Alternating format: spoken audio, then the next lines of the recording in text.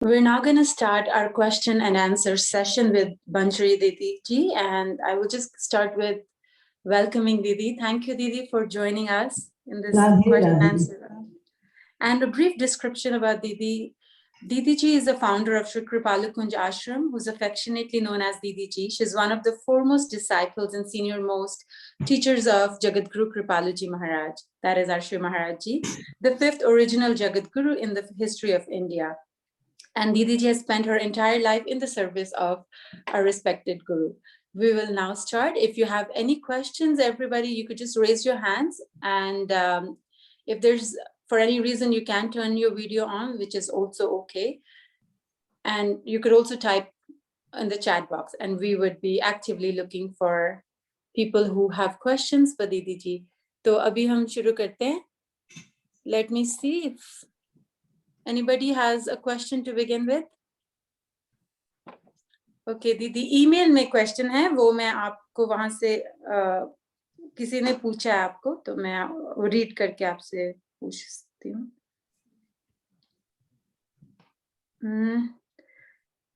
Question है दीदी कि महाराज जी ने बोला है कि भगवत प्राप्ति के बाद नो माया एंड माइक दोष, एवरीथिंग गोज अवे, सब कुछ चले जाता है भगवत प्राप्ति के बाद. और उन्होंने ये भी बोला कि श्री कृष्णा की सब बीवियां गॉड रियलाइज थी.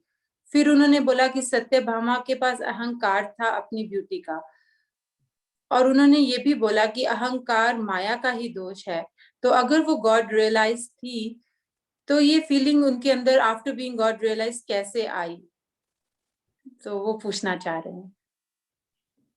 हमें लगता है आपने श्री महाराज जी की एक ही स्पीच सुनी है, बाकी नहीं सुनी, क्योंकि जो महापुरुष के ऊपर श्री महाराज जी ने बहुत से लेक्चर्स दिए हैं, आप उनको सुनिए ध्यान से, कि महापुरुष मायातीत जैसे हो जाता है. भगवत प्राप्ति का मतलब ये कि माया हमेशा के लिए चली गई, और अगर माया चली गई हमेशा के लिए, तो इसके मतलब जो माया के जितने सैनिक हैं, काम, क्रोध, लोभ, मोह, ईर्ष्या, द्वेष, मद, मात्सर्य, ये सब चले गए सदा के लिए.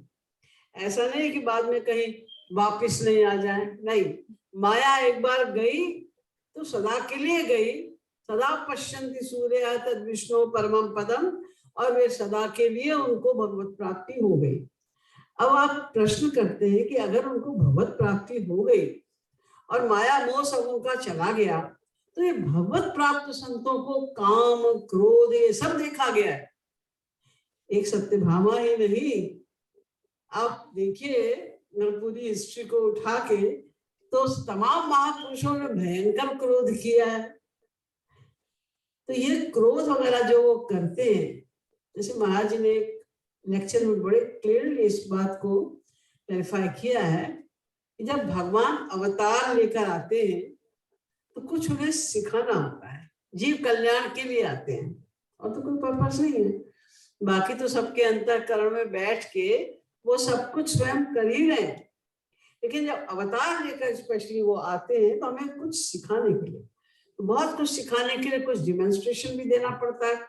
जैसे अगर आपको ये प्रचार करना है कि शराब पीना गलत चीज है, तो आपके जो ग्रुप के लोग हैं जो कोई शराब नहीं पीते, सब अच्छे लोग हैं, तो उनमें से एक व्यक्ति को शराबी बनाना पड़ेगा, और एक व्यक्ति ऐसा होगा जो बिल्कुल शराब नहीं पीता होगा. तो शराबी के घर का क्या हाल है, उसकी मन बुद्धि का क्या हाल है, जो शराब नहीं पीता उसका क्या हाल है, ये सब भी दिखाना पड़ेगा. तभी तो पूरा सब कुछ पूरी फिल्म तैयार होगी. तो ऐसे ही जैसे राम आए, तब जो रावण का रोल करने के लिए भला कौन तैयार होगा.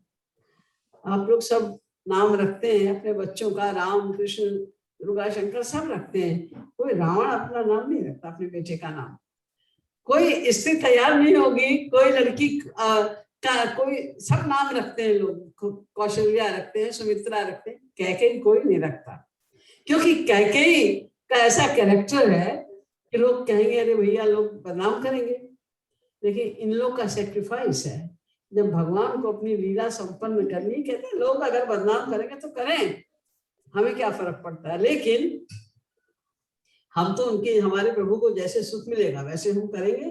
तो एक व्यक्ति, एक उनका भक्त रावण बनने को भी तैयार हो गया, एक उनका भक्त कैकेयी बनने को भी तैयार हो गया।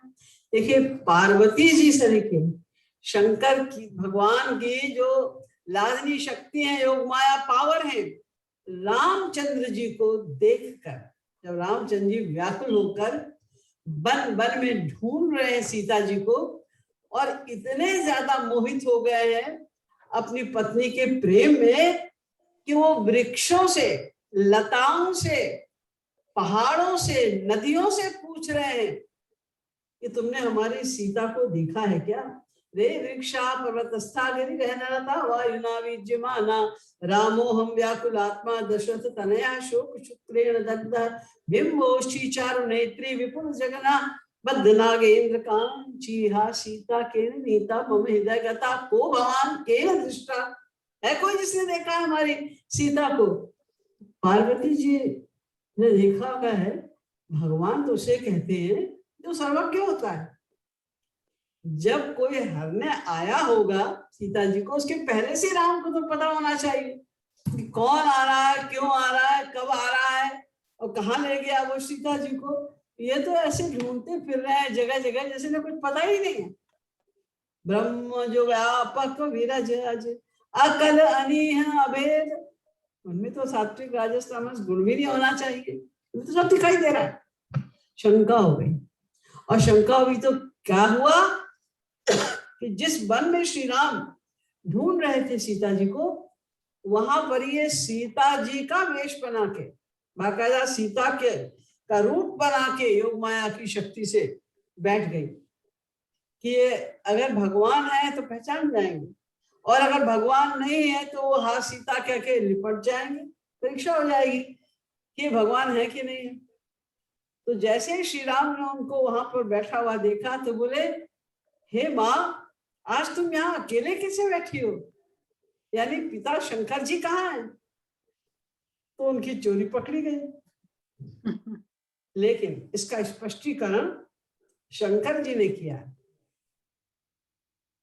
कि राम कृपा ते पार्वती सपने हूँ तव मन माही शोक मोह संदेह भ्रम मम विचार कछु नाही तदपि आशंका कीने जोई सुनत पढ़त सब कर हित होई।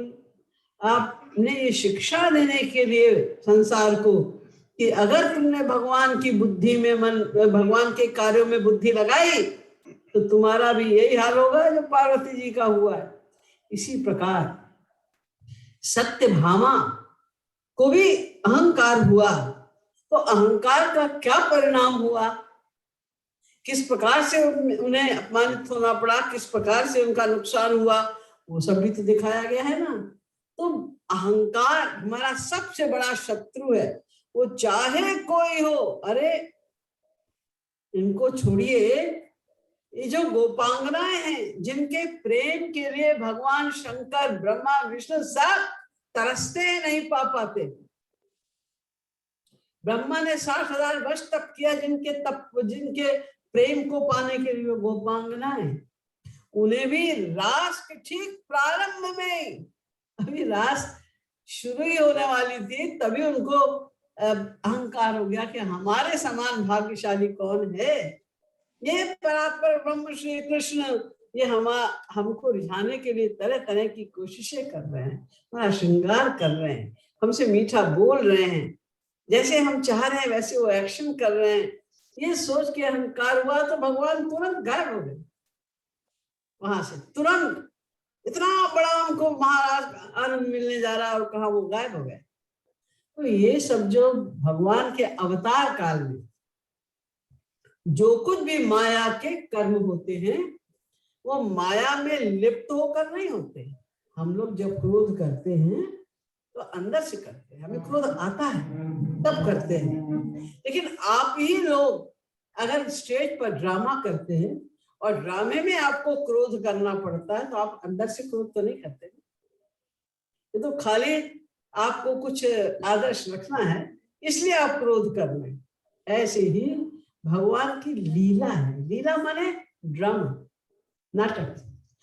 जिसको हम लोग नाटक कहते हैं, लीला कहते हैं, वो ड्रामा कहते हैं, उसी को भगवान के क्षेत्र में लीला कहते हैं, क्योंकि वो केवल जीव कल्याण के लिए ही करते हैं, उसका और कोई पर्पस नहीं है। तो सबने किया है। कितना क्रोध आया था शत्रुघ्न जी को जब उनको पता चला कि राम हमारे प्रभु वन चले गए, उसका कारण ये है, तो लगे घसीटन धैर्य धैर्य ज्योति। अरे तुम राजकुमार हो, उसने अपराध किया, ऑर्डर करो उसकी फांसी हो जाए। उसको बाल पकड़ के खींच रहे हैं, क्यों? दिखा रहे हैं तो कुछ ना कुछ आदर्श के लिए। ये उनके जो अवतार काल में जो उनकी लीलाएं होती है वो कुछ ना कुछ आदर्श रखने के लिए होती है। और महापुरुष भी जब आते हैं इस पृथ्वी पर तो वो भी ऐसे माया के कार्य करते हैं, क्योंकि उनके कुछ कार्य ऐसे होते हैं जो योगारूढ़ जीवों के लिए होते हैं, और कुछ कार्य इनके ऐसे होते हैं योगारूढ़ के लिए होते हैं। अर्थात योगारूढ़ माने जो जिनका मन शुद्ध हो चुका है, जो ईश्वर प्राप्ति कर चुके हैं, ऐसे भक्त। और योगारूढ़ जो भगवत प्राप्ति करना चाहते हैं, ऐसे भक्त। तो दोनों के हिसाब से कब किस जीव के लिए क्या उचित है, क्या अनुचित है, ये उन्हें पता है। तदनुसार उनको आचरण करना पड़ता है। इसलिए हमें महापुरुषों के और भगवान के आचरण में कभी भी शंका नहीं करनी चाहिए। महाप्रभु चैतन्य ने लिखा है, तार वाक्य क्रिया मुद्रा विज्ञे न बुझे। ये जो महापुरुष हैं, भगवान हैं, इनके वाक्य क्रिया मुद्रा एक्सप्रेशंस विज्ञे न बुझे। बड़े विद्वान बुद्धि लगा के रह जाएं, नहीं समझ सकते। वो देखते किसी और की ओर है, कृपा किसी और पे करते हैं, उनके सब कार्य अटपटे होते हैं, हम नहीं समझ पाते। इसलिए हमें तो जिस चीजों से हमें मतलब है, येषाम यत् स्ववचो युक्तम बुद्धिमान तत्समाचरे, जो हमें आदेश मिलता है, जो हमारे दर्जे की बातें हैं, या जो गुरु हमें आदेश देता है, हमें वो करना है। बाकी बातों में बुद्धि लगा के अपना मानव देह का अमूल्य समय नष्ट नहीं करना चाहिए। हमको एक एक क्षण बीता जा रहा है, हमें इसका फायदा उठाना है। भक्ति करो और जो हमारे मतलब की चीजें हैं उसे हम ग्रहण करें। Thank you, Didi. Our next question is from Lisa. If you could please spotlight Lisa.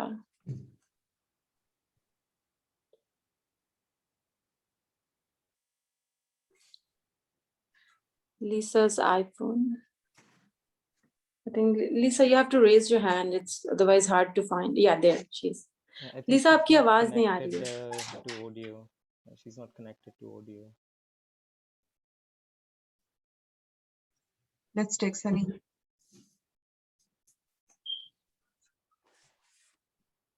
वह आवाज बिल्कुल नहीं आ रही है. Let's take Sunny first. Okay, so we'll take the next person. That's Sunny. Sunny, आप पूछिए अपना question. Radhe Radhe. Radhe Radhe. So गोपी प्रेम पिपासक लोग राधे किशोरी जी को स्वामिनी मानते हैं.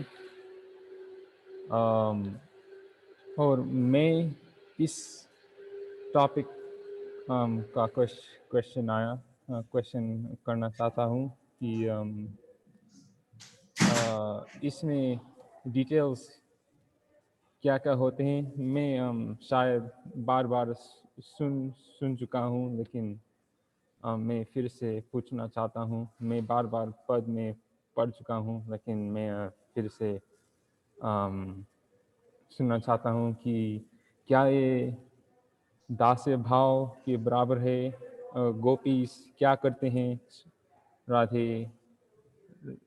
राधा रानी के लिए, क्या फीलिंग होते हैं राधा रानी के लिए, और क्या सेवा करना चाहते हैं? ये पूछना चाहते हो कि श्री राधा को माधुर्य भाव में हम अपनी स्वामिनी मानते हैं और श्री कृष्ण को प्रियतम मानते हैं, तो गोपियों का श्री राधा के प्रति क्या भाव रहता है? Do you want to ask this question or something else? Yeah. How do they think about Radharani? Like, How do you what? किस प्रकार से सेवा करना चाहते हैं राधा रानी को? सेवा और सेवा और कौन सा रिलेशन है? स्वामिनी मतलब क्या है? अच्छा, ये मतलब ये पूछना चाहता हूँ। स्वामिनी, जैसे स्वामी शब्द होता है, उसका मतलब होता है मास्टर। जो गुरु होता है वो भी स्वामी होता है, मास्टर। यानी जिसकी हर बात को हमें मानना है, हम जिसके दास हैं। दास माने जो स्वामी की इच्छा में इच्छा रखकर जैसी इच्छा हो स्वामी की वैसा ही वो बिहेव करे, वैसा ही काम करे, वैसा ही बोले, वैसा ही सोचे, उसको दास कहते हैं। तो किशोरी जी हमारी स्वामिनी, गवर्नेंस है, हमारी स्वामिनी है, हमारी मास्टर उनको हम कह सकते हैं, वो हैं। तो हमें जो उनको अपना मानता है स्वामिनी, उनकी इच्छा में इच्छा रखकर ही हमें प्रत्येक आचरण करना है। तो गोपियां हमेशा उनका पूरे टाइम यही फोकस रहता था कि किस समय हमारी स्वामिनी जी की क्या इच्छा है, हम उसके अनुसार ही उनकी सेवा करें। ये नहीं कि वो चाह रही है इस समय कि हमें कोई ठंडा गिलास पानी का पिलाए, हम उनको दूध ले आए, ऐसा नहीं। जो वो चाहती हूँ, जब जैसा चाहती हूँ, हमें वही करना चाहिए। तो जब हम साधक हैं, हमारे प्रियतम श्री कृष्ण हैं और श्री राधा हमारी स्वामिनी है, क्योंकि श्री कृष्ण भी श्री राधा की सेवा करते हैं स्वामिनी मानकर। तो हमारे स्वामी की भी स्वामिनी जो है श्री राधा, वो तो हमारी स्वामिनी है ही है। तो वो स्वामिनी है, हमारी सर्वस्व है, तो हमें उनकी सेवा उनकी इच्छा अनुसार करनी है। तो अभी तो हमने उनको देखा नहीं है, श्री राधा को।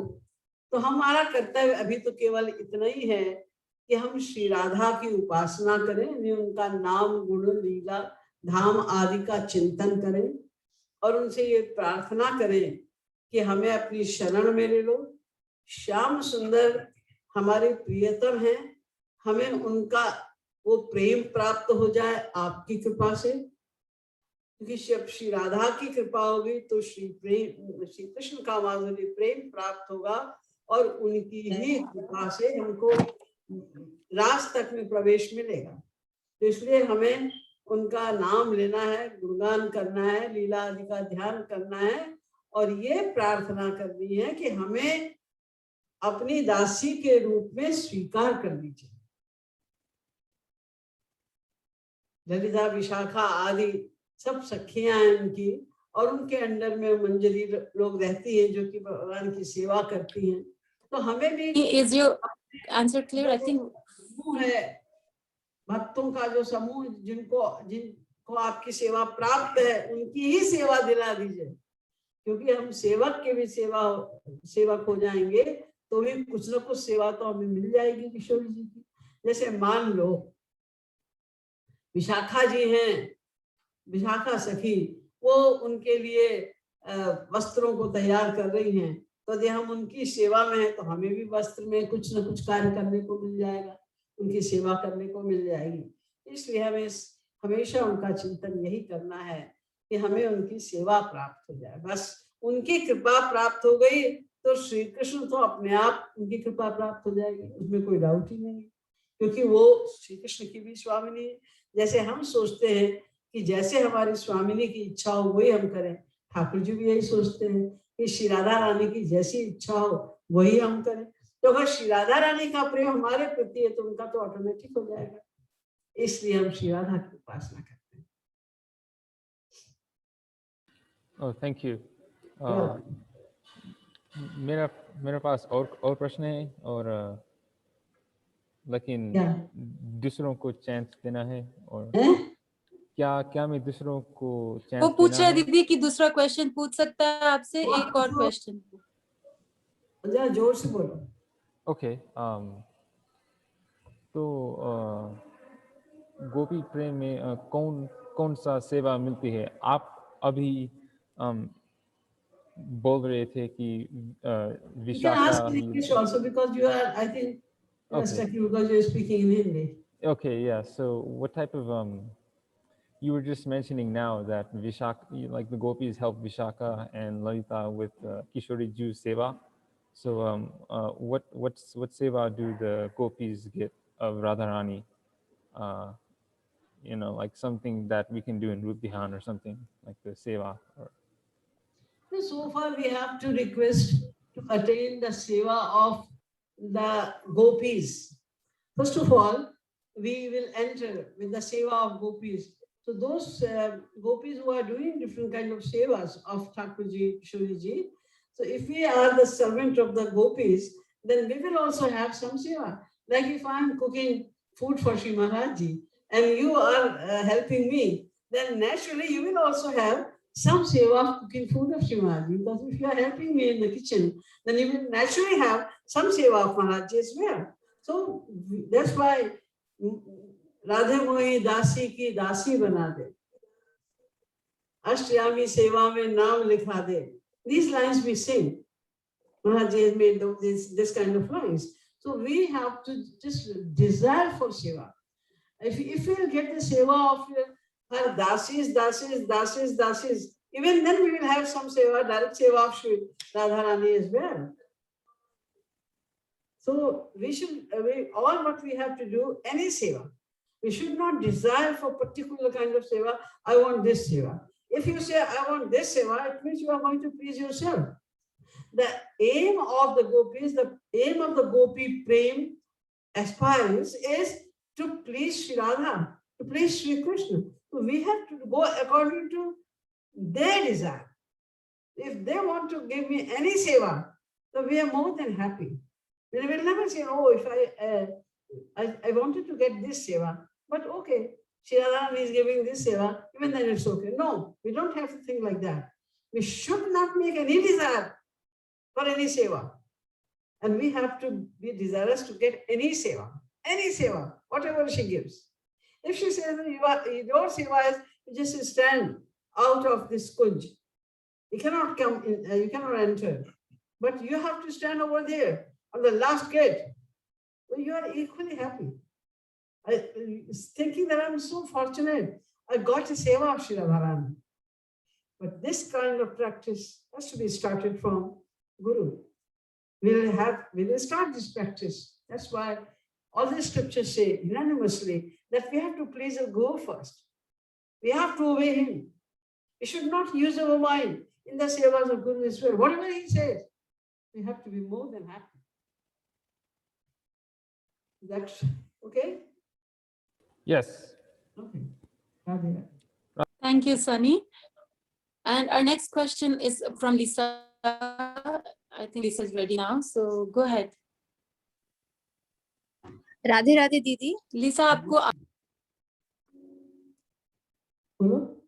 दीदी मेरा प्रश्न ये है कि भगवान तो मायाधीश हैं और हम लोग मायाधीन हैं, लेकिन भगवत प्राप्ति के बाद जीव मायातीत हो जाता है. तो जब जैसे छोटे बच्चे होते हैं उनके ऊपर तो माया हावी नहीं होती, तो वो कैसी अवस्था है, और फिर बाद में उनके ऊपर माया आने लगती है. तो तुम्हें किसने बताया कि छोटे बच्चों के ऊपर माया नहीं होती? जितने जीव हैं जिनको ईश्वर प्राप्ति नहीं हुई है वो सब माया के अधीन हैं. छोटे बच्चों में क्या भूख जागृत नहीं, उनको भूख लगती है, प्यास लगती है. छोटे बच्चे थोड़े भी जरा भी जब सब बड़े होते हैं उनको तुम डांट दो जोर से, रोने लगते हैं. उन्हें भी बोलना नहीं आता, और तुम जरा आंख दिखा दो उनको, वो रोने लगते हैं, डर जाते हैं। तो ऐसा नहीं है कि बच्चों में माया नहीं होती, माया का प्रभाव कम होता है क्योंकि उनकी पास बुद्धि कम होती है, इसलिए माया का प्रभाव कम होता है। जैसे तुमने उनको कोई अपशब्द बोला, वो उसका अर्थ ही नहीं जानते, इसलिए वो फील नहीं करते। हमको अर्थ पता है, इसलिए अगर हमको कोई शब्द बोलेगा, मूर्ख हो, बेवकूफ हो, कामी हो, क्रोधी हो, तो हमें फील ज्यादा हो जाएगा क्योंकि हम उसका अर्थ समझते हैं और हम ये समझते हैं कि हम तो सब जानने वाले हैं। यद्यपि कोई तुम्हें अगर ये कहे कि तुम सर्वज्ञ हो तो तुम कहोगे नहीं नहीं भैया, हमें तो बहुत लिमिटेड नॉलेज है। लेकिन अगर कोई कह दे तुम मूर्ख हो, क्या कहा आपने, फील हो जाएगा, कैसे कह दिया मूर्ख, ये क्या समझता है अपने आप को, ये मन में फीलिंग आ जाएगी। अहंकार हम लोग के अंदर भरा पड़ा हुआ है, यही अज्ञान, इसी को अज्ञान कहते हैं। अज्ञान की सबसे बड़ी पहचान यही है कि हमारे अंदर अहंकार भरा है। कुछ भी कोई शब्द हमें कह दे तो हमें बुरा, गुरु भी अगर कुछ कह दे, डांट दे सबके सामने, तो फील हो जाता है, ये अहंकार की पराकाष्ठा। तो जैसे जैसे हम बड़े होते जाते हैं तो क्योंकि हमको बात समझ में आती है कि दूसरे लोग क्या कह रहे हैं, क्या व्यवहार कर रहे हैं हमारे साथ में, तो हम भी तो करते हैं ना दूसरों के साथ वैसा ही व्यवहार, हम भी चालाकियां करते हैं, हम भी दूसरों का अपमान करते हैं, हमें भी दूसरों पर क्रोध आता है, हमें भी लोभ होता है। तो कोई दूसरा व्यक्ति अगर हमारे साथ वैसा व्यवहार करता है, ना भी करे, अगर हमको शक भी हो जाता है तो हमें फील हो जाता है। बच्चे को फील नहीं होता, उसे पता ही नहीं कोई क्या व्यवहार कर रहा है मेरे साथ, लेकिन मायाधीन है सब। थैंक यू दीदी।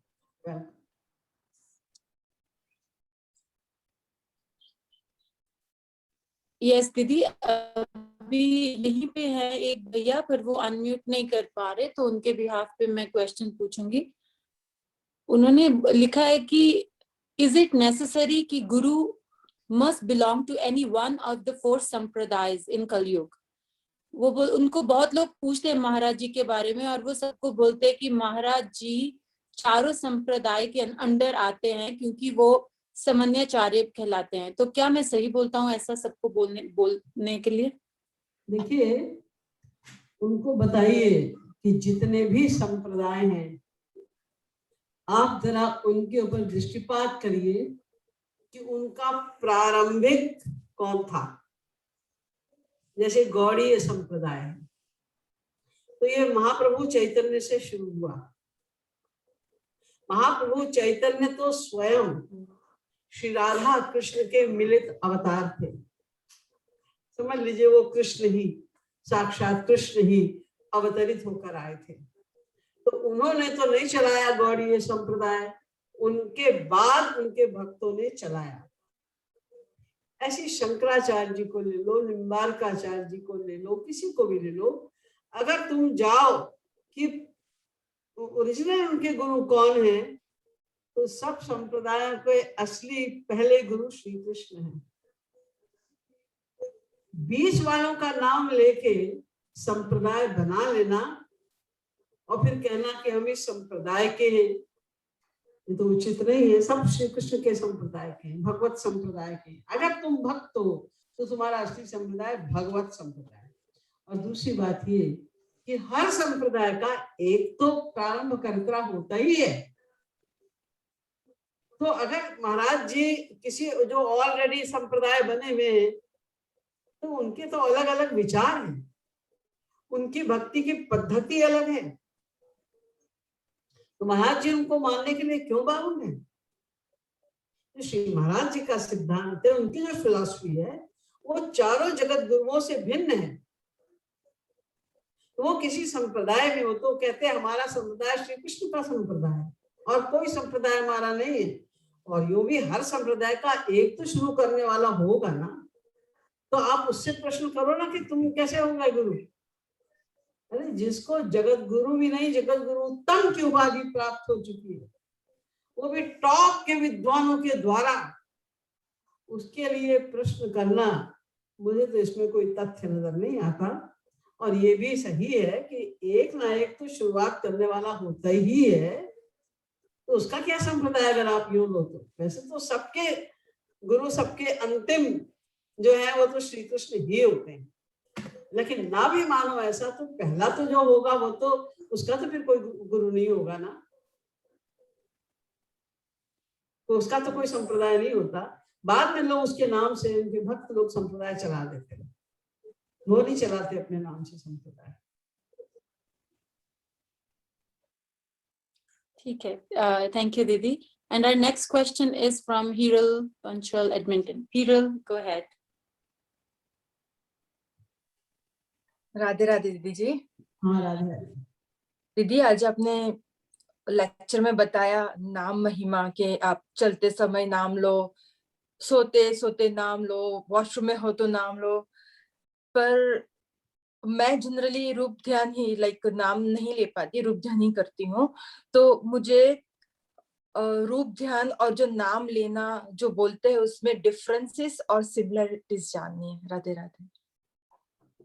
नाम लेना और रूप ध्यान में अंतर, डिफरेंस के क्या डिफरेंट है दोनों में? नाम लेना जो लोग जीभ से नाम लेते हैं या फिर मन में नाम लेते, तो नाम लेना और रूप ध्यान कर वक्त नाम लेना और नाम लेना स्पष्ट ही है कि जब तुम रूप ध्यान भी करते हो, भगवान के रूप का ध्यान यानी मन को फोकस करना, जब ये भी करते हो तो उसको रूप ध्यान कहते हैं। अब तुम एक महाराज जी ने हम लोग को बताया है कि जब भी तुम कहीं आते हो, जाते हो, कुछ काम कर रहे हो, खाली बैठे हो या कुछ काम कर रहे हो, अपने ऑफिस में तुमको 5 मिनट के लिए टाइम मिला, तुम मन में राधे राधे बोल रहे हो, तो राधे राधे हमको बोलना है, भगवान का नाम लेना है इस भावना से कि हम श्री राधा का नाम ले रहे हैं। जैसा मैंने कल बताया था ना लेक्चर में, तुमने सुना होगा, राधा नाम तो तुम्हारे किसी घर के व्यक्ति का भी हो सकता है, तुम्हारी बेटी का हो सकता है, बहन का हो सकता है, नौकरानी का हो सकता है, किसी का भी हो सकता है। तो जब तुम नौकरानी को बुलाती हो तो इसी भाव से बुलाती हो कि तुम नौकरानी को बुलाए, तो उसका एक झलक तुम्हारे सामने आती है। तुम फिर अपनी बेटी का ध्यान नहीं करती, उस समय बेटी की शक्ल तुम्हारे सामने नहीं आती, नौकरानी की शक्ल आती है। और अगर बेटा खड़ा जाए तो तुमको थोड़ी बुलाया था, हमने तो उसको बुलाया था, वो नौकरानी राधा रानी को।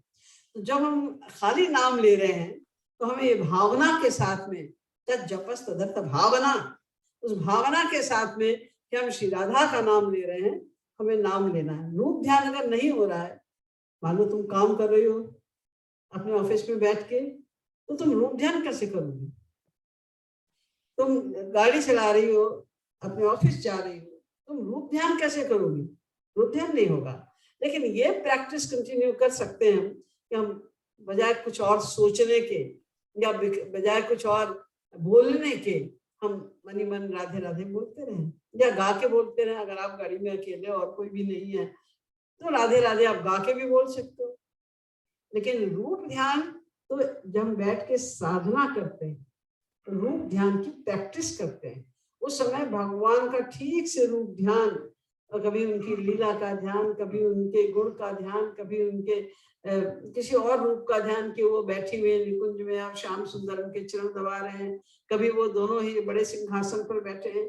कुछ भी आपका कहीं पर फोकस करना, उनके किसी रूप को मन में लाकर और उसी पे फोकस करना, इसको रूप ध्यान कहते हैं। और रूप ध्यान ना भी हो लेकिन हम श्री राधा का नाम ले रहे हैं, ये भावना रख के नाम लेते रहना, ये नाम लेना है।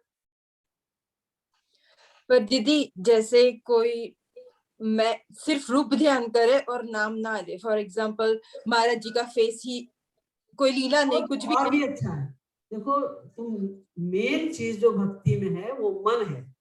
मन एव मनुष्याणाम कारणम बंध मोक्षयो, मन ही तो करता है ना। तो अगर तुम ध्यान कर रही हो लेकिन तुम बोल नहीं रही हो तो उसमें कोई हर्जा नहीं। लेकिन तुम अगर बोल रही हो और ध्यान नहीं कर रही हो तो हर्जा है। इसलिए अगर ध्यान हो रहा है तो मेन तो वही है, ध्यान हो रहा है तो ठीक है। तो दीदी नाम लेना ऑप्शनल है, मेन है रूप ध्यान के। मन में रूप भी बैठा रहे तो भी नाम लो ना लो कुछ फर्क नहीं नाम पड़ेगा। लेना इसलिए ऑप्शनल है कि हर समय तुम ध्यान नहीं कर सकते।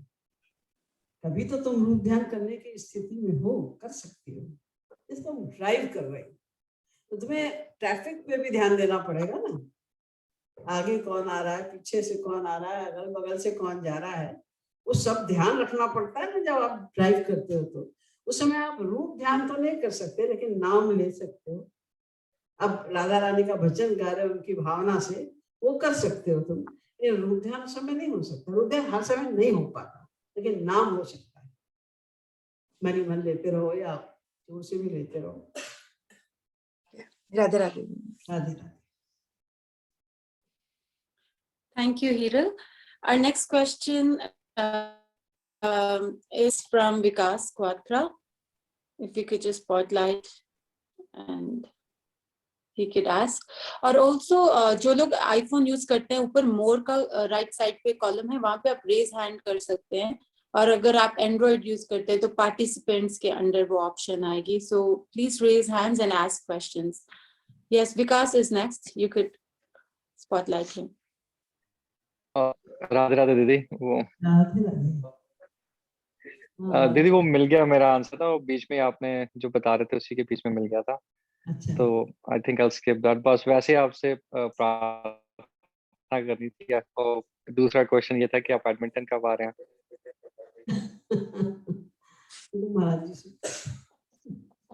ठीक है दीदी, राधे राधे। God. Okay. और हमारा नेक्स्ट क्वेश्चन है शंकर जी की तरफ से, फ्रॉम सियाटल यूएसए। शंकर भैया, आप अपना क्वेश्चन पूछ सकते हैं।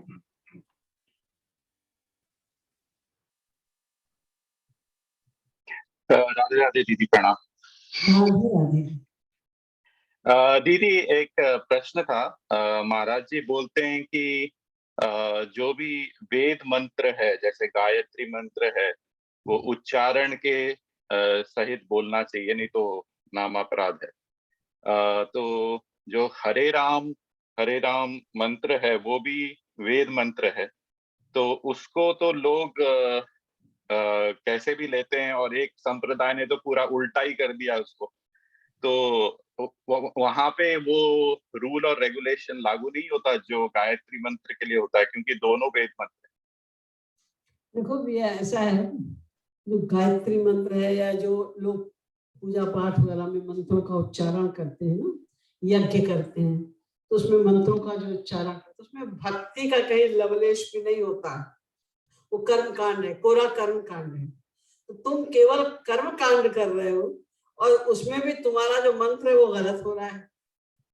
तो मंत्रों का नियम ऐसा है कि अगर मंत्र का उच्चारण गलत हो, देखो उच्चारण में भी बड़ी बारीकी वाली बात है।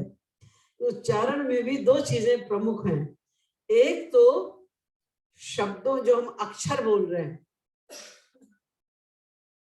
जैसे विष्णु ललाट मासिक विष्णु हो, तो विष्णु शब्द हम बोले, वाह बोले, शाह बोले, तो उसके भी उच्चारण का नियम है। मैं पहले भी बताया है कि अक्षरों को उच्चारण करने के व्याकरण में पूरा नियम है। नियम रहते हैं। कुछ अक्षर ऐसे हैं जो गले से ही उच्चारित होने चाहिए, जैसे क, ख, ग, घ, ये ऐसे हैं। कुछ अक्षर ऐसे हैं जो होठ की सहायता से ही उच्चारित होने चाहिए, जैसे प, फ, ब, भ। कुछ ऐसे हैं जो जबान की, जीभ की हेल्प से ही होते हैं, ता, था, ध, ध।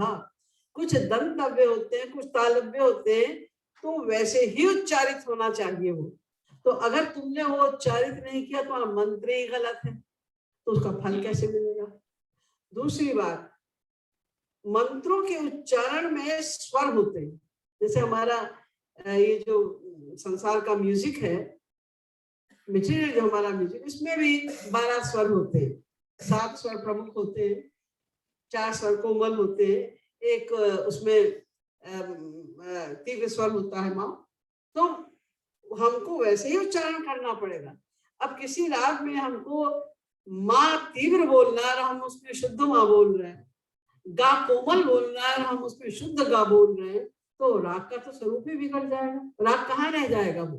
तो उसी प्रकार से हर मंत्र का अलग स्वर होता है।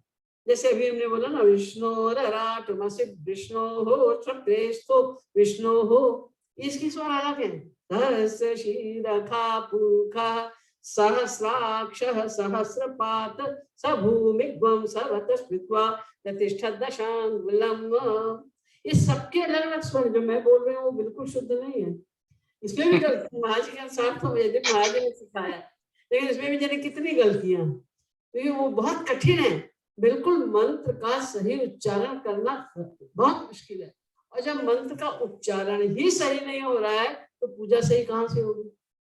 तो उल्टा उसका हो जाता है। एक बार एक राक्षस बहुत बलवान हो गया, तो जबरदस्ती वो ऋषियों को पकड़ लाया और उसने कहा तुमको हमारे यहाँ यज्ञ करना पड़ेगा। तो यज्ञ में एक मंत्र होता है जिसको संपुट कहते हैं, यानी जो डिजायर है, जिस डिजायर से वो करा रहा है वो यज्ञ, तो उसको बोलना होता है बार बार। तो वो मंत्र था इंद्र शत्रु विवर्धस्व, इन्हें इंद्र के शत्रु यानी राक्षस लोग वो बढ़े और राक्षस और देवता लोग मरे। देवताओं से करा रहा ये यज्ञ कि देवता मरे और राक्षस बढ़े। अब वो इतना आतताई था, उनको करना पड़ा, परेशान हो गए। तो वो गए विष्णु जी के पास कि क्या करें हम। तो उन्होंने कहा कि तुम उसका एक स्वर बदल दो। इन लोगों को कोई स्वर का ज्ञान तो है नहीं, तो एक उदात्त स्वर था, उन्होंने उसको अनुदात्त कर दो बस। तो उन्होंने एक स्वर बदल दिया। तो जब पूरा यज्ञ समाप्त हुआ तो राक्षस मरने लगा जब, तो उसने कहा हमें नहीं मालूम था कि भगवान क्या भी इतना अन्याय होता है। कैसे तुमने कह दिया कि भगवान क्या अन्याय है। अरे हमने तो मंत्र ये रखा था कि इंद्र के शत्रु यानी राक्षस बढ़े, वो जीते और देवता मरे। तो आकाशवाणी हुई, अरे बेवकूफ, उसमें एक स्वर बदल दिया। उसका अर्थ हो गया कि इंद्र के शत्रु मरे, बढ़े नहीं, उल्टा अर्थ हो गया उसका।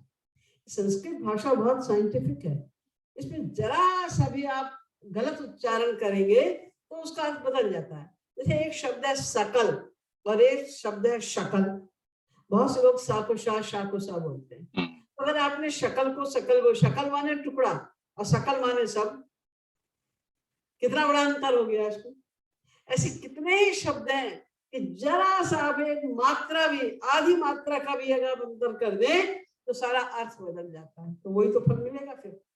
इसलिए कहा जाता है कि मंत्रों का उच्चारण सही होना चाहिए। रही हरे राम मंत्र की बात, ये तो महामंत्र है, मंत्र भी नहीं महामंत्र है, लेकिन ये गाया जाता है भक्तों के द्वारा भक्ति के साथ। तो भक्ति में तो कोई नियम होता ही नहीं। भक्ति स्वतंत्र सकल सुख खानी, आप गा के लो, बिना गाए लो, आप किसी राग में लो, किसी प्रकार से लो, कहीं बैठ के लो, कोई भी नियम नहीं है। भगवान का नाम भक्ति से लिया जाए उसका कोई नियम नहीं। हाँ, अगर वो कर्मकांड कर रहे हो किसी भी मंत्र के द्वारा, तब तो फिर नियम का पालन करना पड़ेगा। हाँ है ही और कुछ नहीं, कर्मकांड नियम के अलावा भक्ति नाम की तो कोई चीज होती ही नहीं उसमें। तो बोलते हैं संबंध पंडित लोग कि विष्णु ललाट से स्वाहा बोल रहे हैं। अरे तुम स्वाहा स्वाहा तो करवा रहे हो, कहाँ है विष्णु। अरे विष्णु विष्णु नहीं बोले जाओ, स्वाहा स्वाहा झोंके जाओ इसमें, ये बस और कुछ नहीं। पता ही नहीं उन्हें खुद ही। मंत्र उसमें प्रारंभ में ही वो कहते हैं कि हमसे जो भी त्रुटि हो गई है तो सब छोड़ दो। अपवित्रम पवित्रम व सर्वावस्थांगतो विवाह यस्मरेत पुंडरीकाक्षम सवायाभ्यंतर शुचि। ये मंत्र भी बोला जाता है कि जिसने भगवान का नाम ले लिया वो सब तरह से शुद्ध हो गया। अब कौन सी शुद्धि है इसके लिए तुम बैठ के यज्ञ कर रहे हो, कौन सी शुद्धि के लिए कर रहे हो, क्या फल पाने के लिए कर रहे हो, पता ही कुछ नहीं, करवाते हैं बेचारे। मैं तो 2-4 मंदिरों में रुकी हूँ, तो कभी किसी भी पंडित को एक भी मंत्र या एक भी श्लोक का एक भी शब्द शुद्ध बोलते नहीं देखा। इतना उनको पता ही कुछ नहीं, चारों को उनको बताया नहीं किसी ने, उनको महाराज जी से कोई गुरु नहीं। ठीक है दी, राधे राधे। भगवान तुम्हें तो मंत्रों से कोई मतलब है ही नहीं, तो राधे राधे बोलना है। अच्छा, तो मतलब जिस जगह पर वो मंत्र यूज किया जा रहा है उसका महत्व है। अगर भक्ति जन्य मंत्र है तो फिर वो ठीक है, अगर कर्म कांड में कर रहे हैं तो कोई करो, भक्ति में जाने के लिए तुम कोई और भी मंत्र अगर भगवान को प्रसन्न करने के लिए कर रहे हो, फिर तुम्हारी कोई त्रुटि नहीं हो सकती, किसी चीज की कोई त्रुटि नहीं है, ना सामग्री की त्रुटि, ना स्थान की त्रुटि, ना समय की त्रुटि, कोई त्रुटि नहीं मानी जाएगी। और अगर तुम कर्मकांड कर रहे थे, सब त्रुटियां, देश काल नियम सब होंगे उसमें। अच्छा, ठीक है दीदी, Radhe Radhe, thank you. Thank you, Bhaiya. Our next question is from Durga Didi. If we could just spotlight her. Radhe Radhe दीदी। राधे राधे। राधे राधे हाँ, दीदी जी, मेरा सवाल ये है कि मैं रूप ध्यान करती हूँ महाराज जी का रूप ध्यान करती हूँ, लेकिन महाराज जी की बस एक छवि आके और फिर हट जाते हैं महाराज जी की। जैसे कृष्ण की भी करती हूँ तो भी एक ही छवि दिखती है, अरे आपको एक छवि एक तो झलक दिखती है है, महाराज जी की। बहुतों को तो एक छवि भी नहीं दिखती, आप उनसे तो बेटर हैं। देखो, जब रूप ध्यान करो ना, कोशिश करना चाहिए, जब ऐसे ध्यान करो कि महाराज जी कीर्तन करा रहे हैं, ऐसे ध्यान करो कि शिव महाराज जी वॉक कर रहे हैं, हाँ। ऐसे ध्यान करो कि शिव महाराज जी लेटे हैं, हम उनके चरण दबा रहे हैं, ऐसे ध्यान करो कि वो एक सिंहासन पर बैठे हैं, हम उनको पंखा कर रहे हैं, वो मेरी ओर देख रहे हैं, तो उनकी पलक झप रही है। ऐसे ध्यान इस प्रकार से विविध प्रकार से ध्यान करो तो धीरे धीरे होने लग जाएगा। देखो कितने ही लोग हैं कि तो एक छवि का भी रूप ध्यान नहीं हो पाता, तुम तो बहुत सौभाग्यशाली हो, एक छवि का रूप ध्यान तो होता है। तो ऐसे तुम बढ़ाओ, हाँ दीदी जी। अनेक रूपों में, अनेक प्रकार से, अनेक लीलाओं में उनका ध्यान करो तो धीरे धीरे होने लग जाएगा। बस प्रैक्टिस करने से, थैंक यू दीदी जी। प्रैक्टिस से होता है। हाँ, और दीदी जी मेरा एक दूसरा सवाल है, मैं महाराज जी मतलब है ना, आंसू तो आते ही नहीं है बस आंसू खाली नहीं आते, आंखें बंद करते हैं तो खाली बूंद बूंद ऐसे आंखों से गिरते हैं, लेकिन अंदर से अंतःकरण से आंसू नहीं आते दीदी जी। आंसू गिरते हैं, आंसू अगर हाँ। आते हैं तो अंतःकरण तो भगवत प्राप्ति के पहले किसी का भी शुद्ध नहीं होता है। अंतःकरण गंदा है, तभी तो हमें भगवान की भक्ति करनी पड़ रही है ना। तो आंसू आते हैं तो ये तो बड़ी बात है, आंसू आते जाएं हमेशा ऐसे ही, तो अंतःकरण शुद्ध हो जाएगा। जब आप कपड़ा धोती हैं तो कपड़े में साबुन लगाते ही कपड़ा थोड़ी साफ हो जाता है, आपको रगड़ना भी पड़ता है, फिर उसके बाद पानी से धोना भी पड़ता है, कोशिश करनी पड़ती है ना, उसके बाद साफ होता है कपड़ा। और बहुत कपड़ा गंदा है तो 2-3 बार भी धोना पड़ जाता है, साबुन लगाना पड़ जाता है ना। तो हमें आंसू आता है, यही बहुत बड़ी बात है, बहुत बड़ी भगवत कृपा है। किसी को 2 आंसू भगवान के लिए आ जाएं, ये गुरु की असीम अनुकंपा है। बिना गुरु कृपा के आंसू नहीं आते। आपको तो आंसू आते हैं, गिरते हैं आंसू, ये आपके बड़े सौभाग्य की बात है। लेकिन सोचिए हर समय की गुरु कृपा है, गुरु से प्रार्थना कीजिए और आंसू आए, मैं रोती ही जाऊं, तड़पती ही जाऊं श्री कृष्ण के लिए, ऐसा विरह मुझे दे दीजिए, ये भगवान से और प्रार्थना करिए, तो वैसे वैसे आपका अंतःकरण शुद्ध होता जाएगा। थैंक यू दीदी जी। Radhe Radhe. Thank you, Durga Didi. Next is from Asha Bura. Asha Didi, if we could just spotlight her. I think, sorry, I think Shilpa has some questions, so I can ask after Shilpa. तुम्हारा प्रश्न है या शिल्पा का प्रश्न है?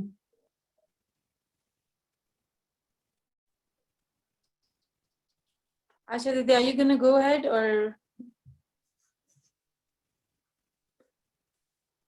Okay, so we will move on to the next. दो अलग दीदी उनका ही था, पर अब वो बोल रहे हैं कि शिल्पा के बाद पूछेंगे, तो ठीक है शिल्पा चौधरी, अगर हम उनको हाईलाइट कर सके। प्रणाम दीदी, राधे राधे। दीदी, महाराज जी कहते हैं गुरु के घर कभी खाली हाथ नहीं आना चाहिए और उसके यहाँ से कभी खाली हाथ जाना नहीं चाहिए। तो हम तो माइक जीव हैं, हम सब गंदी बुद्धि रखते हैं। हम गुरु तो जो भी हमें देगा दिव्य चीज देगा, तो हम उसके यहाँ से क्या लेके आ सकते हैं? देखिए, अगर आप हमारे यहाँ आए तो आप क्या लाएं ये तो आपके हाथ में है। हम क्या देंगे ये आपके हाथ में तो नहीं है ना। तो आपको तो बस गुरु के पास जब भी जाना है, सबसे पहले जो वो चाहते हैं वो क्या है कि अपने मन बुद्धि का समर्पण, अपनी मन बुद्धि का समर्पण कीजिए। अंदर ही अंदर उनसे सलाह प्रार्थना कीजिए कि मेरा मन आप में बस लगा रहे, आपके हर सेवा मैं करते रहूं, ये मन में सोचना है। और तुम्हारी बुद्धि में जो आए कि ये चीज उन्हें पसंद आएगी, अगर तुम कुछ चीज भी लेके जाना चाहती हो तो तुम्हारी बुद्धि में जो समझ में आए कि ये चीज उन्हें पसंद आएगी तो मैं लेके जाऊं, तो तुम उनके लिए प्रेम से लेकर जाओ। हमने श्री महाराज जी के साथ ऐसा देखा है कि कोई व्यक्ति कभी कभी बहुत ही सस्ती और साधारण सी चीज महाराज जी के पास लेके जाता था और वो इतने खुश होते थे कि तुरंत उसको ग्रहण कर लेते थे, धारण कर लेते थे। और लोग इतनी महंगी महंगी चीजें विदेशों से लेकर जाते थे उनके पास में, तो वो उसको हाथ भी नहीं लगाते। तो भगवान और महापुरुष भाव के भूखे हैं। तुम्हारा प्रेम कितना है, तुम कुछ भी बना के उनके लिए खाने पीने का सामान भी लेकर जाओ प्रेम से, बिना इस अहंकार के या इच्छा के कि वो पसंद ही करेंगे। बस हम ले जा रहे हैं, फिर प्रभु आप इसका भोग लगाओ, बस। तो वो अवश्य लगाएंगे, हमने बहुत बढ़िया बनाया है, महाराज को तो जरूर पसंद आएगा। ये अहंकार लेके जाओ तो नहीं लगा। प्रेम प्रेम है। और फिर जो तुम लेके जाओगी, तुमने अगर एक सामान लिया गुरु को देने के लिए $20 का, देखो उनके काम का नहीं है, तुम कुछ भी ले जाओ उनके लिए, हीरे मोती कुछ भी, वो तो सब छोड़ चुके, उनका तो वहां है ही कुछ नहीं, तो वो उनके काम का कुछ भी नहीं हो सकता। हरि और गुरु के काम का कुछ भी नहीं हो सकता। उसके बदले में वो एक कण भी अगर तुम्हें देंगे तो वो तो डिवाइन होगा। उनके पास तो कोई मटेरियल चीज है ही नहीं, और है क्या? प्रेम। उनके पास भगवत प्रेम के अलावा कुछ है ही नहीं, तो उसके बदले में उन्होंने एक कण भी तुम्हें दिया तो तुम्हारा तो जीवन सफल हो जाएगा। इसलिए वो क्या देंगे ये मत सोचो, तुम जान भी नहीं सकते। तुम कुछ नहीं भी देते तो भी वो देते रहते हैं, तुम्हें क्या पता। आज संसार के तमाम झंझटों से बच के जो तुम थोड़ा बहुत भगवान की ओर चल रही हो, ये उनका ही दिया हुआ तो है। ये किसने दिया? ये प्रेम उनका ही दिया हुआ तो है ना। तुमने उसके लिए क्या किया था? उसका मूल्य चुकाने के लिए कोई चीज है तुम्हारे पास? कुछ भी नहीं है। वो तो देते हैं, उनका तो स्वभाव देने का है। कृपाम लुटत इति कृपालु, जो कृपा लुटाता है उसी का नाम तो कृपालु है। वो तो देंगे कृपा, लुटा रहे हैं कृपा। उनसे मत सोचो कि वो क्या देंगे, तुम क्या दे सकती हो। प्रमुख चीज देने की तो अपना तन, अपना मन, अपना धन, और साथ में तुम कुछ उनके लिए लेके जाना चाहती हो मटीरियल चीज, तो ले जाओ, ये तुम्हारी भावना है। भगवान को जो भोग लगता है, हरि गुरु को जो भोग लगता है, तो क्या तुमने खाना बनाया है 56 व्यंजन, उससे उनको मतलब नहीं है। उस भोजन में तुम्हारा प्रेम कितना है, उसमें प्रेम लपेटा हुआ है, उसी प्रेम का वो भोग लगाते हैं, भोजन का नहीं, प्रेम का भोग लगाते हैं। बस वो प्रेम चाहिए, उनके प्रति प्रेम बढ़ाओ, अपने तन मन धन को समर्पित करो, यही सबसे बड़ा दान है, देना है गुरु को। और जो तुम्हारी इच्छा हो ले जाओ प्रेम पूर्वक। उन्होंने तो यही कह दिया, पत्रम पुष्पम फलम तोयम, कुछ भी ले जाओ, पत्ता। आप सोचो अगर तुमको कोई लाके गिफ्ट में पत्ता दे दे तो तुम्हें कैसा लगेगा? तो पानी दे दे कैसा लगेगा। लेकिन वो कहते हैं पत्रम पुष्पम फलम तोयम, लेकिन यो में भक्त्या प्रयच्छ, भक्त्या शब्द बस एक है, प्रेम से दो। जो भी देना है, फल फूल कुछ भी देना है, प्रेम से दे दो। भक्त्या प्रयच्छ तदहं भक्ति प्रयत वैष्णामि प्रयतात्मा, मैं उसका भोग लगाऊंगा। थैंक यू दीदी।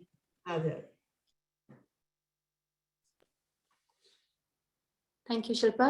दीदी यहाँ पे एक भैया ने पूछा है क्वेश्चन टाइप करके अभी, तो वो बोल रहे हैं कि आपसे हमेशा सुनते हैं कि ये जो कोरोना है तो एक भगवत कृपा ही है, जबकि सब लोग इतना दुखी है, इतना तड़प रहे हैं और इतना परेशान है। आप किस एस्पेक्ट से कह सकते हैं कि ये भगवत कृपा है लोगों पर? जिसकी आदत ही है परेशान होने की, उसके लिए कोई क्या कर सकता है। लेकिन कृपा हम इसको इसलिए मानते हैं कि जो सचमुच भगवान की कृपा चाहते हैं उनको भरपूर कृपा प्राप्त करने का समय दिया गया है। क्योंकि जब सत्संग वाला कहीं भी होता है या साधना करने के लिए घर में कहा जाता है, तो सबसे बड़ा बहाना जो मैंने इतने साल से, मुझे 45 साल हो गए प्रचार करते करते, तो सबसे यही बहुत बिजी है, टाइम नहीं है हमारे पास, सत्संग में जाने का टाइम नहीं, साधना करने का टाइम नहीं। भगवान ने कहा लो टाइम कितना चाहिए बोलो, 24 घंटे लो, बैठो करो। अब क्या बोलोगे? अब तो नहीं बोल सकते ना कि टाइम नहीं। और संसारी लोग भी जो किसी महापुरुष के शरणागत नहीं है, जो भक्ति नहीं कर रहे हैं, उनको भी कभी फुर्सत नहीं थी।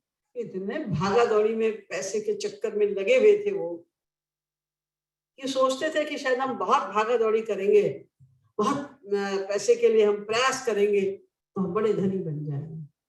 लेकिन काम तो सबका चल रहा है, कोई ऐसा नहीं है जिस काम नहीं कर रहा इनकम कम हो गई हो।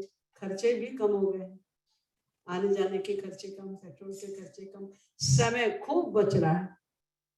तो अब उनको ये भी सीख मिल रही कि नहीं, तुम काम कम भी कर दोगे तो भी तुम्हारा काम चलता रहेगा। उससे टाइम निकालो, अपने आत्म कल्याण के लिए भी सोचो, वही तुम्हारा असली लक्ष्य है, उसी से तुम्हें शांति मिलेगी। पैसा कमा के शांति की आशा करो वो तो नहीं है। तुमको शारीरिक सुख मिल जाएगा, वो भी क्षण भंगुर, बाकी तुमको मन की शांति तो और अशांति बढ़ेगी, शांति वांति कुछ नहीं मिलेगी। तीसरी बात, जब घर में बैठे हैं लोग, तो आजकल और कुछ तो आएगा नहीं, कुछ आता नहीं था टीवी के ऊपर, ये सारे धार्मिक सीरियल्स आते हैं। बिना कहीं रामायण आ रही है, तो बुद्धा आ रहा है, तो राधा कृष्ण आ रहा है। अब क्या करेंगे लोग घर में बैठे बैठे? तो टीवी लगाएंगे तो यही धार्मिक सारे चैनल्स आएंगे, तो उसको देख रहे हैं, बच्चे भी देख रहे हैं, बड़े भी देख रहे हैं। अब उन्हें क्रेज हो गया, कोई रामायण देख रहा है तो उसे रामायण देखने का क्रेज हो गया, कोई राधा कृष्ण देख रहा है उसको राधा कृष्ण वाला देखने के लिए क्रेज हो गया, कोई बुद्धा देख रहा है, कोई देवों को देव महादेव देख रहा है, क्रेज हो गया उनको। अब उनकी नॉलेज भी बढ़ रही है और रोज देखेंगे अगर श्री कृष्ण की लीलाओं को, श्री राम की लीलाओं, कुछ तो प्रेम जागृत होगा ना उनके मन में भी, तो कुछ तो उनके ऊपर ये अप्रोक्ष रूप से कृपा हो रही है, परोक्ष परोक्ष दोनों प्रकार से कृपा हो रही है इनके ऊपर, सबके ऊपर, माने ना माने वो बात अलग। अब आप पहले भागते रहते थे, जाते रहते थे, बाहर पार्टीज में जा रहे हैं, यहाँ जा रहे हैं, वहां जा रहे हैं, आपको फिर और कपड़े भी चाहिए थे, अपने घर में भी आपको लोगों को इनवाइट करना होता था, तो उसके लिए भी आपको घर में ज्यादा चीम टाम रखनी पड़ा, वो उससे भी फुर्सत मिल गई। सिंपल जीवन आप जी रहे हैं, कहीं आपको जाना नहीं, कुछ नहीं, छुट्टियां होती थी, पैसे बहुत हैं तो चलो भाई हम इंग्लैंड चले, अमेरिका चले, यहाँ चले, वहां चले, दुनिया भर का पैसा वेस्ट करना और तामसी वृत्तियों में जाना, पीना खाना गंदा सब कुछ होता था, उस सब से भी आपको बचा दिया भगवान ने। भगवत कृपा को कोई रियलाइज करे तो कृपा ही कृपा बरस रही है, और कोई बिल्कुल जमा बैठा है कि नहीं जी हम तो भगवत कृपा मानेंगे ही नहीं, ये क्या कृपा हुई? हमको रेस्टोरेंट में खाने को नहीं मिल रहा है, हमको पार्टीज में जाने को नहीं मिल रहा है, हम तमाम देशों में घुमा करते थे, हमको घूमने के लिए पैसा वेस्ट करने के लिए समय नहीं मिल रहा है। अगर कोई ये सोचे इसमें सुख माने बैठा है, कृपा माने बैठा है, तो उसके लिए तो कृपा नहीं हुई। लेकिन जो कृपा का अर्थ समझता है और जो कृपा पाना चाहता है, उसके लिए तो भरपूर कृपा बरस रही है, जितना लाभ लेना चाहो ले लो। ये मेरी अपनी समझ। Thank you, Didi. Asha Didi, we are going to spotlight you now. I hope you'll be able to ask.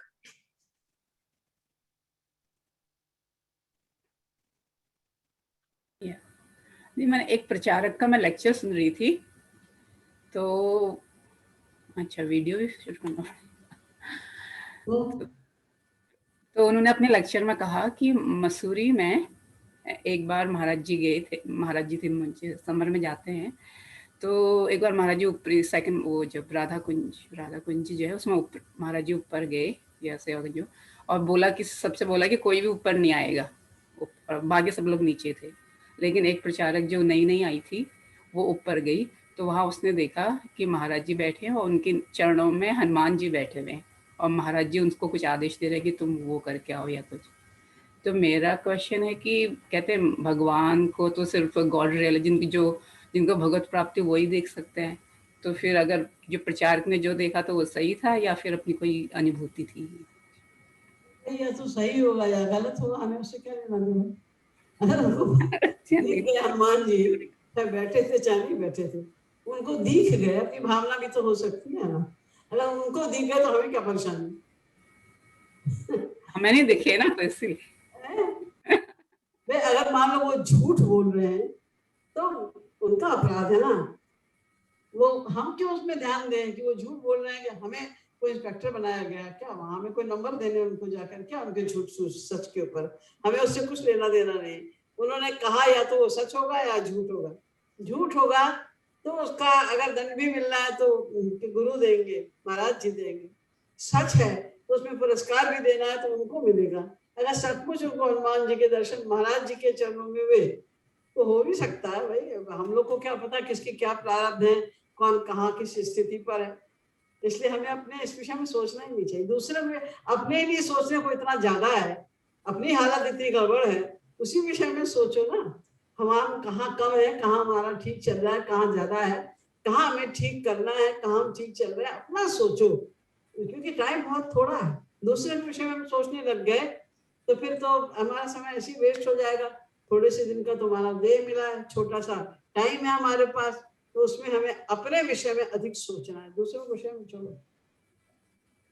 हम तो ऐसे ही बहस करने में लगे हुए थे घर में, मैं और नवीन। तो नहीं हो सकता, मैंने कहा हो सकता है। मैंने कहा दीदी से पूछूंगी फिर। ओके, सही बात बोली आपने। हमें क्या पता क्या हुआ, हम तो थोड़ी थे वहां पर, हमें तो हुए नहीं दर्शन। थैंक यू आशा दीदी। दीदी आपके पास भी कुछ लोग बैठे हैं, अगर उनमें से किसी को क्वेश्चन है, नहीं तो वी हैव मोर। ऐसा करते हैं नेक्स्ट वीक में फिर क्वेश्चन आंसर का रख लेंगे, जिन लोगों को भी प्रश्न करना है। मेरे एक और भी आप लोगों से प्रश्नकर्ताओं से प्रार्थना है कि ज्यादा बेटर होगा कि आप अपने प्रश्न को संक्षेप में लिख लें, ताकि आप, कई बार ऐसा होता है उनको प्रश्न करने में थोड़ा प्रॉब्लम होती है, बड़े लंबे प्रश्न हो जाते हैं। तो टू द पॉइंट कि आपका प्रश्न क्या है आप पूछिए, तो इससे समय बच जाएगा और ज्यादा लोगों को प्रश्न करने का समय मिल जाएगा। मेरी आप लोगों से रिक्वेस्ट है, आप मुझे विश्वास है कि आप लोग ध्यान रखेंगे। जय Shri Radhe. Radhe Radhe. Thank you everyone for joining. Radhe Radhe Didi, thank you so much. Radhe Radhe. Radhe Radhe Radhe Radhe दीदी। राधे राधे दीदी। Radhe Radhe. Radhe Radhe Didi. Radhe Radhe Radhe दीदी, राधे राधे। राधे राधे दीदी, राधे राधे, थैंक यू। राधे राधे। राधे राधे दीदी। हमारा वीडियो दिखा दो।